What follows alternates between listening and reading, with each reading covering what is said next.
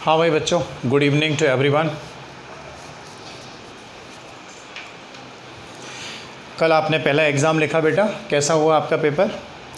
कई बच्चों के काफ़ी अच्छे नंबर भी हैं जिन्होंने ऑनलाइन लिखा। ऑफलाइन वाले बच्चों की नोटबुक्स अभी चेक हो रही हैं ऑफिस में, तो आज रात तक आपका रिज़ल्ट आ जाएगा। अच्छा, आज से हम नई यूनिट शुरू कर रहे हैं बच्चों।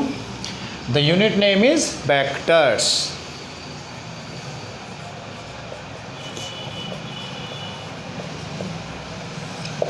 एक्चुअली आपको पता है फिजिकल क्वांटिटीज़ क्या होती हैं जिनको हम मेज़र कर सकते हैं। So there are two types of quantities. ये इसको ऐसा लिखते हैं, quantities are of two types. कौन कौन सी? Number 1 scalar and number 2 are vectors. Scalar quantities कौन सी होती हैं तो डिफाइन करते हैं। पहले नंबर पर scalars, quantities which required only magnitude to express them are called scalars या स्केलर क्वांटिटीज़। यानी ऐसी क्वांटिटीज़ जिनको एक्सप्रेस करने के लिए केवल उनका मैग्नीट्यूड चाहिए, उनको कहते हैं हम स्केलर क्वांटिटीज़। एग्जाम्पल क्या है बेटा इसके? जैसे कि mass, comma time, comma current, current भी स्केलर होती है, एटसेट्रा। अब जैसे किसी बॉडी का मास है, मान लीजिए मेरे हाथ पे कोई ब्लॉक रखा हुआ है, ठीक है, ऐसा समझिए, this is a block over my hand, so it is having some mass. तो यहाँ पे भी मास, इसका मास है, इधर भी मास है, इधर भी मास है। कोई मास की डायरेक्शन नहीं होती। वेट जो होता है, weight is mg, that is the force which is acting towards the centre of earth, जिसको कहते हैं due to the gravity weight acts towards the centre of earth. तो मास पर क्या रहता है? मास जो है वो डायरेक्शन लेस रहता है, यानी इसकी कोई डायरेक्शन नहीं होती। तो ऐसी क्वांटिटीज़ जिनको एक्सप्रेस करने के लिए केवल क्या चाहिए? उनका मैग्नीट्यूड, वो होती हैं स्केलर्स। देखिए इसको,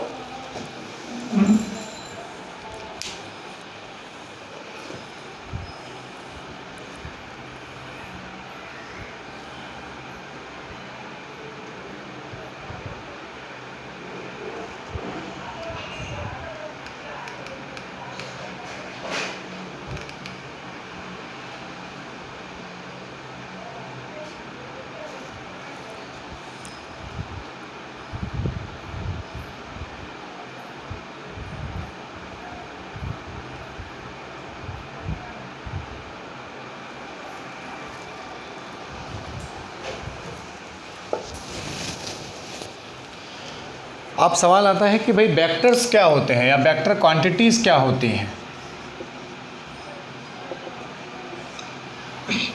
द क्वांटिटीज़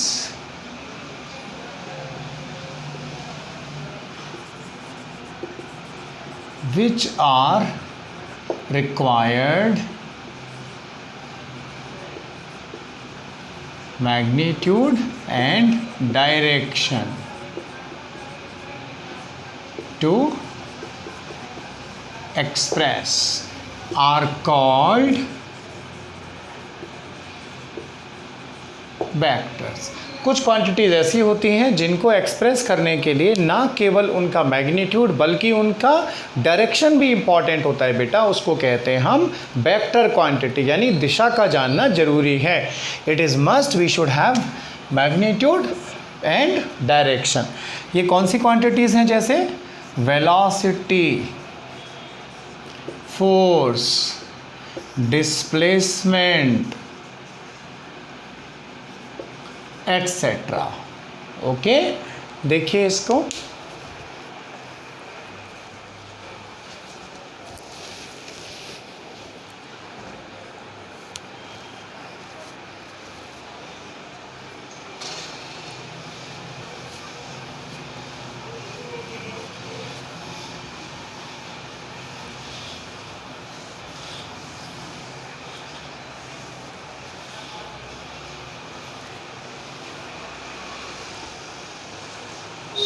अब जरा समझें आप एक बात, हम अर्थ समझेंगे। नाउ बच्चों सिंपल थिंग, थोड़ा सा रिलैक्स हो जाइए। डिफरेंस रटने वाला अलग है कि भाई स्केलर में केवल हमें मैग्नीट्यूड चाहिए, whereas in the vectors we require the direction as well as the magnitude of quantity. But physically what does it mean, how to understand, I am going to explain you. See, आप लोगों ने cartoon तो देखा होगा, आप 10th class के बच्चे हैं। 10th क्लास के बच्चे ज़्यादा बड़े नहीं होते, छोटे बच्चे होते हैं, कार्टून्स का शौक़ रहता है। एक नाटक आता है उसमें, जो मैं भी मेरे बेटे के साथ देखता हूँ, उसका नाम है छोटा भीम। छोटा भीम तो देखा होगा आपने। एक सवाल बताओ बेटा, जब मैं छोटा था छोटा भीम, तब से मैं देख रहा हूँ, पर छोटा भीम तब भी छोटा भीम था और छोटा भीम अब भी छोटा भीम है। ये छोटा भीम बड़ा कब होगा यार, ये मुझे समझ में नहीं आता। आपको अगर आता हो तो आप मुझे बताएं, ग्रुप में मैसेज करें कि छोटा भीम बड़ा कब होगा। एनीवेज सुनिए, ये घर था किसका, टुनटुन मौसी का। एक दिन एक बच्चा यहाँ आया। ये बच्चा कौन होगा आप बताओ। इस बच्चे को आप पहचान सकते हैं क्योंकि इसके सिर पे 2 बाल हैं, तो इसका नाम क्या होगा, पॉसिबली ही इज़ राजू। क्योंकि राजू के सिर पर भी कितने बाल हैं, 2 बाल हैं बच्चों। बड़ा बढ़िया हेयर स्टाइल है राजू का, छोटा भीम में।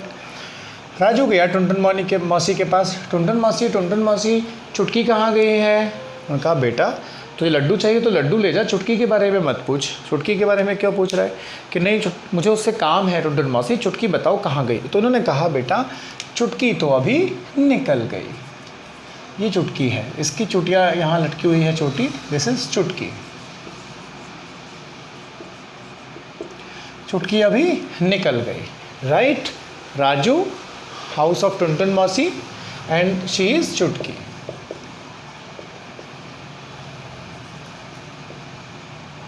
मौसी। तो अब ये बताओ, राजू अगर ढूंढना चाहे चुटकी को तो किधर जाके ढूंढेगा, क्योंकि मौसी ने क्या कहा, चुटकी तो अभी निकल गई या चुटकी अभी चली गई। पर मान लीजिए चुटकी के घर के आगे एक चौराया है, तो चुटकी किस दिशा में गई, ईस्ट में गई, नॉर्थ में गई या साउथ में। ये तो वेस्ट से आ ही रहा है राजू। तो राजू के लिए चुटकी को ढूंढना मुश्किल होगा। क्यों, जब तक उसको ये नहीं पता कि चुटकी किस डायरेक्शन में गई है, then it is impossible for Raju to find out the चुटकी।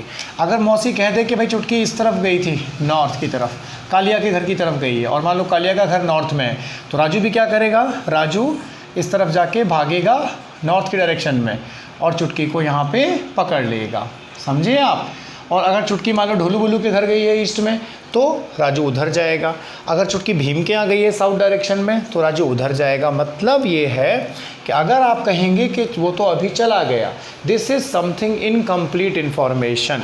One has gone that we know, but where he have gone we do require that, means direction is mandatory. So that is the requirement of direction. अगर आपको direction पता है, you can get the complete information. So means a vector consists of magnitude plus direction। ये बड़ा आवश्यक है। जैसे मैं आपको एक एग्जाम्पल देके पूछता हूँ, मान लीजिए एक बच्चा है, ठीक है, ये बच्चा जा रहा है। क्या कर रहा है ये बच्चा, जा रहा है। दिस चाइल्ड इज मूविंग और going. Now where the child is going, how to get. अगर मान लीजिए ये ओरिजिन पॉइंट पे है चाइल्ड, तो भाई ये ईस्ट में जा रहा है या वेस्ट में जा रहा है या नॉर्थ में जा रहा है या साउथ में जा रहा है। Direction is mandatory to no.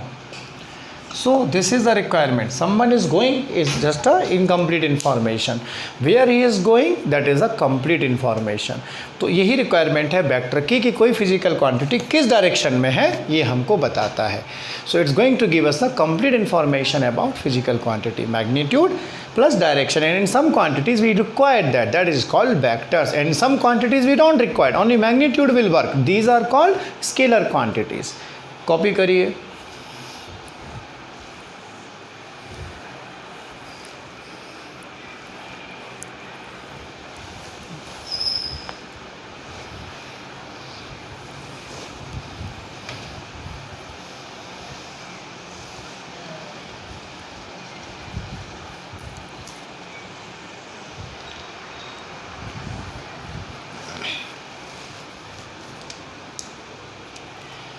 ठीक है बच्चों, अब मैं इसको मिटा रहा हूँ, आगे बढ़ेंगे अपन।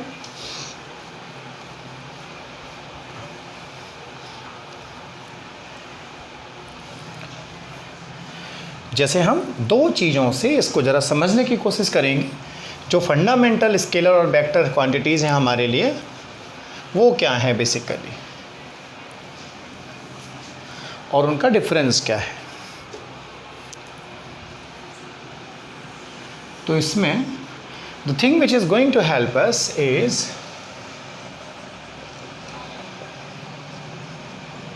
Distance and displacement. इससे हम थोड़ा सा अंतर समझेंगे डिस्टेंस का और डिस्प्लेसमेंट का।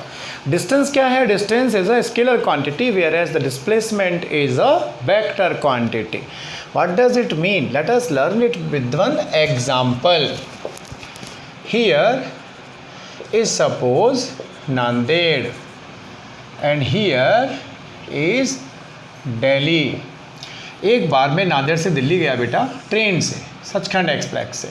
तो जो दूरी थी वो थी 1263 किलोमीटर। जब मैं ट्रेन से गया then I found on the train ticket the distance written was 1263 kilometres. After some time, after 3-4 months, 4 महीने के बाद मैं फ़्लाइट से गया। मैं गरीब आदमी हूँ बेटे, थोड़े से पैसे आ गए मेरे पास, तो आप जैसे बच्चों ने मुझे थोड़ी फ़ीस दी, इसकी वजह से मैं फिर फ़्लाइट से जा पाया।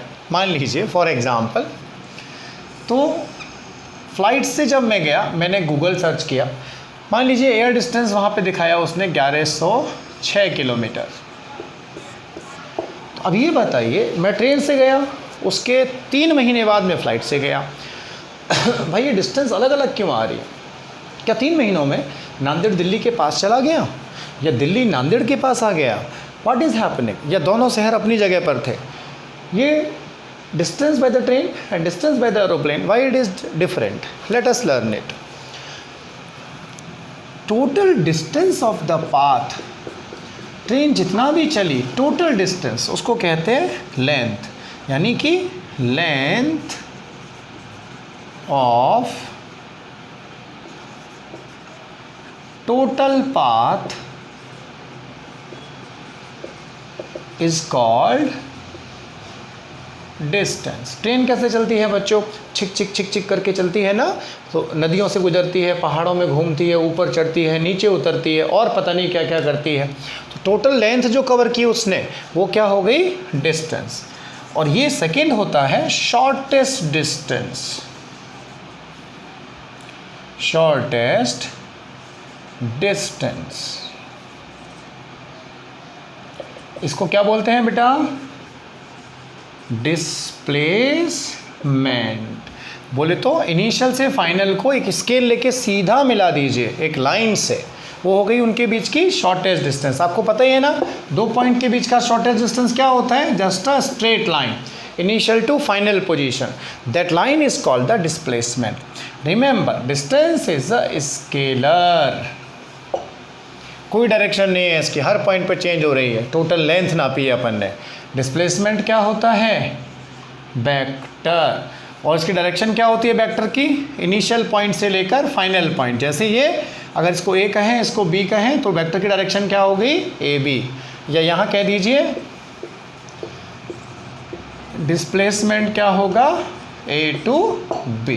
That is called a vector. इसके ऊपर एरो लगाते हैं, ये साइन होता है वेक्टर का। ओके बच्चों, कॉपी करिए इसको।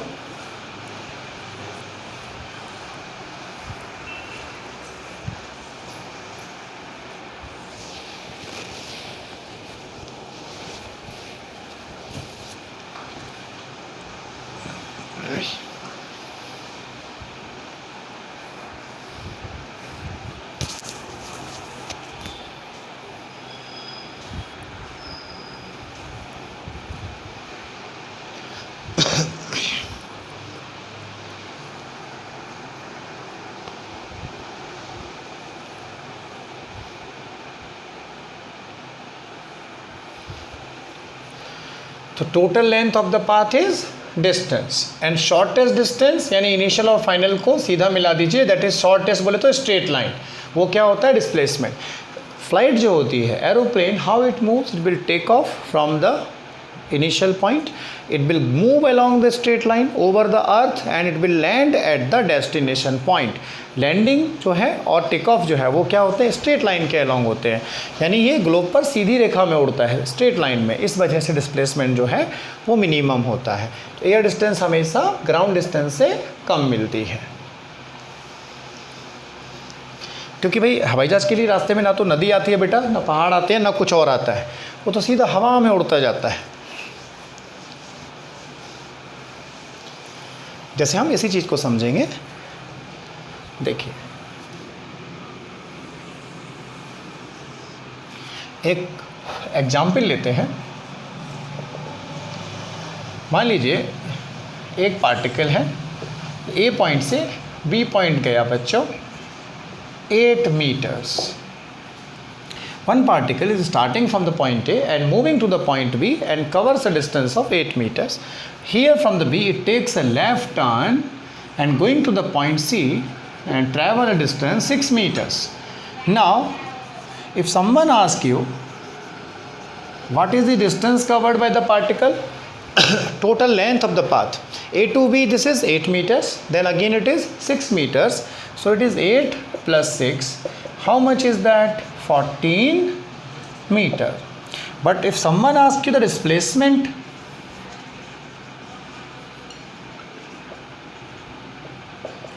so initial is A, final is C, join them by a straight line, shortest distance. 8 है, ये 6 है, तो कितना होगा, हाइपोटेनियस क्या होता है, perpendicular square plus base square under root 100, यानी कितना हो गया ये डिस्प्लेसमेंट 10 मीटर। तो डिस्प्लेसमेंट को कैसे लिखेंगे, it's from A to C and how much is that, 10 metres. बीच में क्या हुआ, पार्टिकल कहाँ गया, that doesn't matter, we don't consider all these intermediate locations, where from it started and where it's going finally. That straight line is nothing but displacement. Copy करिए इसको। So it is a scalar distance, it is a vector because it's have a direction like initial to final.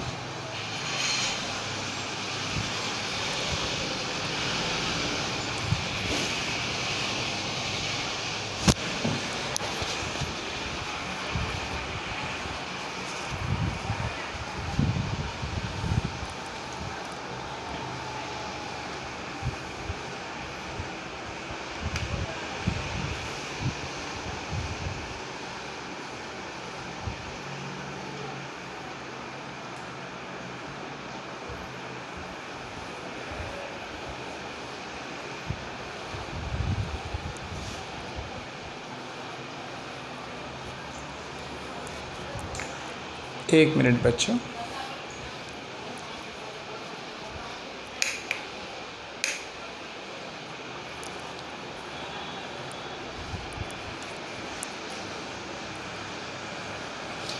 next thing comes representation of a vector. How to represent a vector?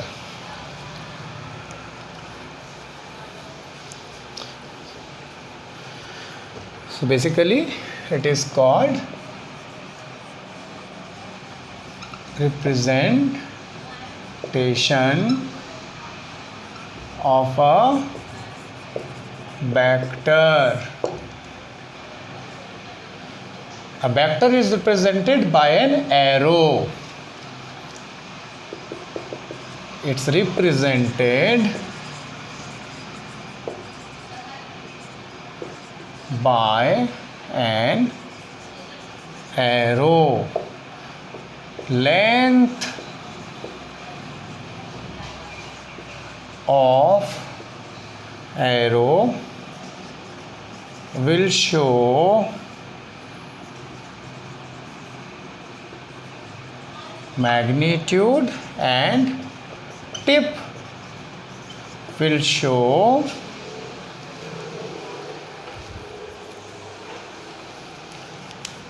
direction.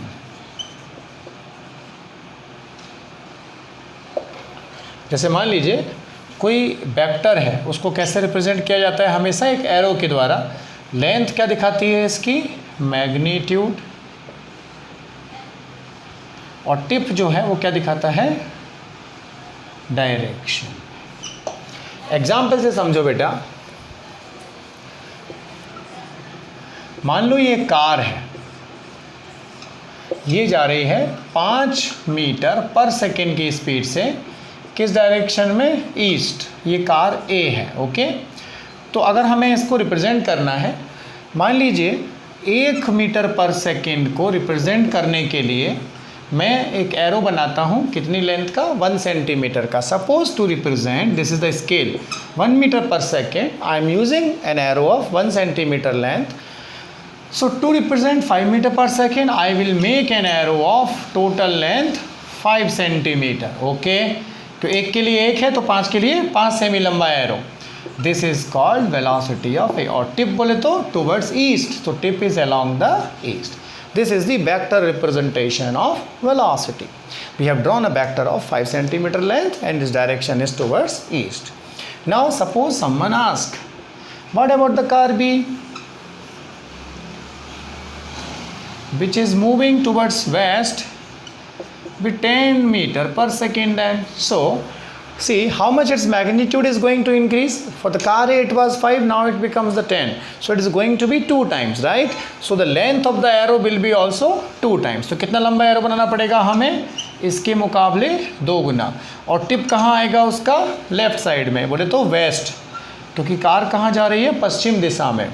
So this is velocity of B is how much, 10 metre per second. लिख दीजिए west. Okay, copy करिए.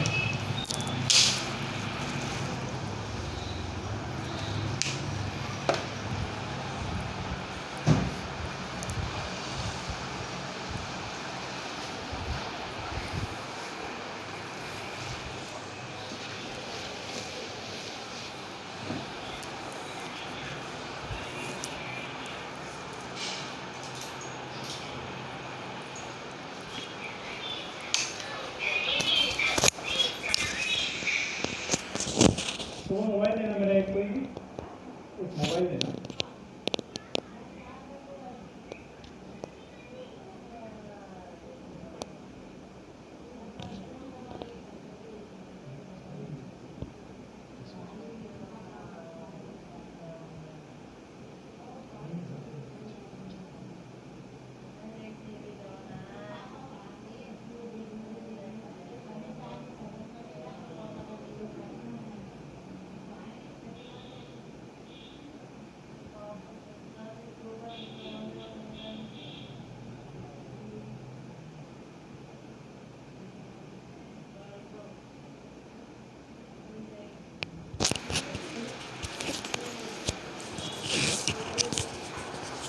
Okay.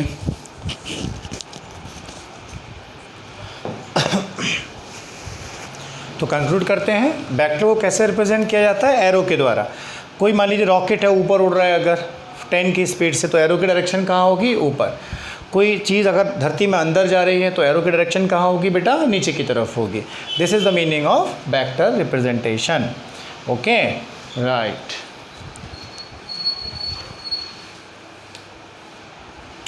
Now we will discuss the type of vectors या unit vectors.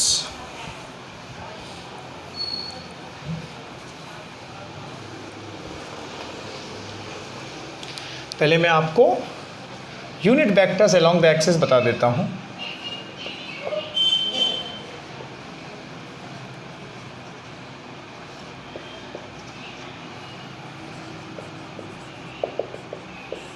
Unit vectors along the axis ये क्या होता है,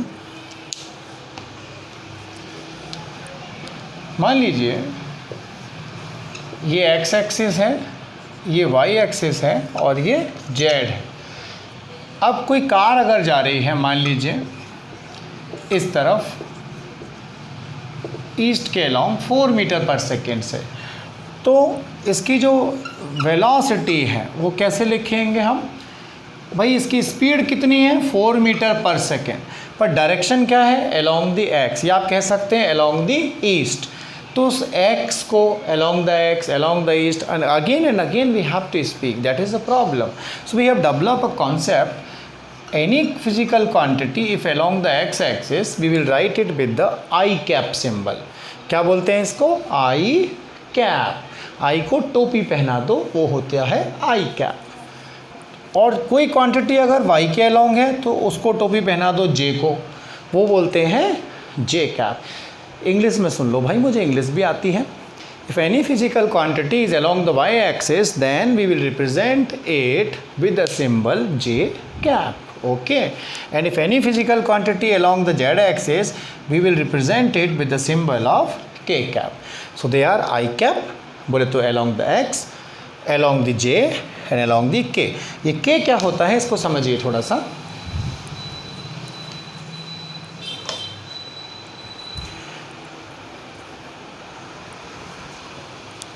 देखो बेटा, जो हमारा बोर्ड है वो 2D प्लेन में है, तो हम 3D नहीं समझा सकते. आप इस तरह से समझिए. एक्चुअली 3D क्या होती है, ये x एक्सिस, ये y एक्सिस, ये z, ये origin.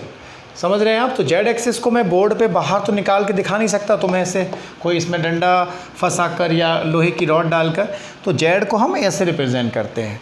Learn it like x y z. अगर ये एक्स वाई जे मान लेता हूँ मैं, तो ये बोर्ड किस प्लेन में है अपना? एक्स वाई प्लेन में है. फर्श किस प्लेन में है? Floor of this room is in the X and Z plane. ये देखिए, अगर कोई चीज़ यहाँ पे है तो किस प्लेन में हो गई? ये वाई और जेड प्लेन में. Okay, that is the meaning. तो अलॉन्ग द एक्स को क्या बोलेंगे? कोई भी क्वांटिटी अगर एक्स के अलॉन्ग है तो आई कैप, वाई के अलॉन्ग है यानी ऊपर है तो जे कैप. अगर बाहर की तरफ है यानी जेड एक्सिस के अलॉन्ग तो क्या लिखेंगे उसके लिए? के कैप. तो ये आपको समझना है. मान लीजिए हमसे कहा जाए कि भाई एक रॉकेट है, one rocket is moving up with a speed of 60 metre per second. Then do you know what is its velocity? B vector is 60 J cap. Because again and again I will not write like it's moving up, moving up, moving up and moving up or moving down. Rather than that we will just put the J cap. J cap का मतलब है वो ऊपर जा रही है. ठीक है? तो means for x axis if any physical quantity along the x we are using I cap. For y we are using J cap and for z we are using K cap. इनको क्या बोलते हैं? Unit vectors. Copy करिए यहाँ तक.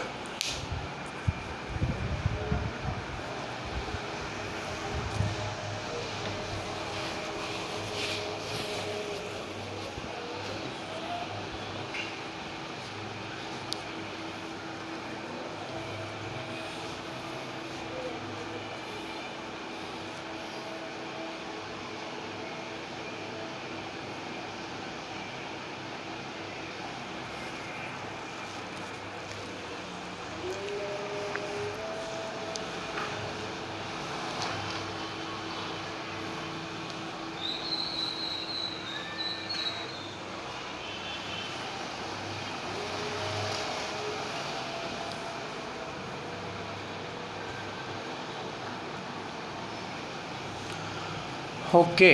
क्योंकि जो भी कार वगैरह है बेटा, any vehicle is moving on the roads only, so we will use either I cap और माइनस आई.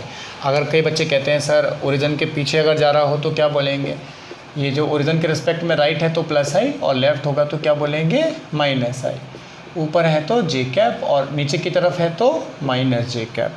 ऐसा बाहर निकल रही है कोई चीज़ तो के कैप और अंदर जा रही है तो माइनस के कैप. डेप्थ में आगे लेंगे, फ़िलहाल इतना पर्याप्त है. Means if something or any physical quantity along the plus x, then we will use the I cap, and if it is along the minus x, we will use the minus I. If it is along the y direction, we will use j cap. If any physical quantity directed along minus y, minus with reference to origin, then we will use minus j cap. Now we can write types of vectors.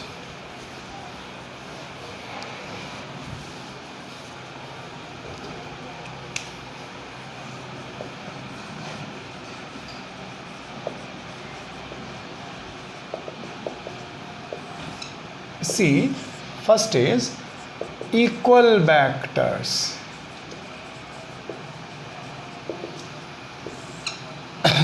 If two vectors are having same magnitude and direction, then they are called equal vectors.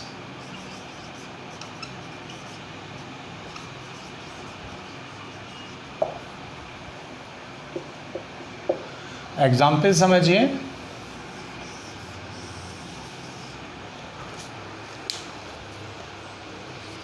अगर मान लो बेटा ये vector A है एक particular length का, इसी length का दूसरा वेक्टर बना दिया जाए बी, तो क्या होगा? A vector equal to B vector, means A and B are equal vectors. Why so? Because the length of the A is equal to length of the B, यानी दोनों का मैग्नीट्यूड सेम है, क्योंकि length क्या बताती है? Magnitude of the vector, and direction is also same, so they are called equal vectors. Number 2 is opposite vectors. Opposite vectors क्या होते हैं? जैसे ये ए वेक्टर है और यहाँ पे अगर बी वेक्टर है, then A is equal to minus B, means A is opposite to B vector. इसका मतलब क्या होता है अपोजिट वेक्टर्स में? Magnitude is same because length of both is same. You can see A vector का length और B vector का length क्या है बेटा? सेम है, पर डायरेक्शन क्या है? दोनों की रिवर्स है। तो हम यहाँ लिखेंगे opposite vectors are having what, यहाँ लिख दो साइड में, magnitude is same but directions are opposite. Okay, so they are called opposite vector. Opposite in the sense magnitude same होता है दोनों का, पर एक वेक्टर अगर ऐसे है तो दूसरा वेक्टर ऐसे होगा, like these two fingers equal but directions are reverse. Okay, opposite के लिए, इक्वल के लिए क्या होगा? जो इसका डायरेक्शन है वही दूसरे का डायरेक्शन है, same direction same magnitude. Okay, like this this this. Okay, copy करो।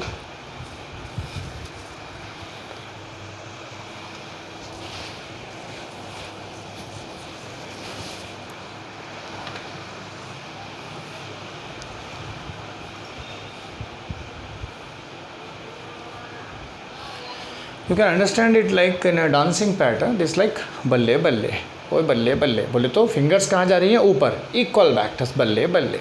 ये शाबा शाबा, ओए शाबा शाबा बोले तो अपोजिट वेक्टर्स, राइट? ऐसा समझो मस्ती में। अब हम आगे बढ़ेंगे।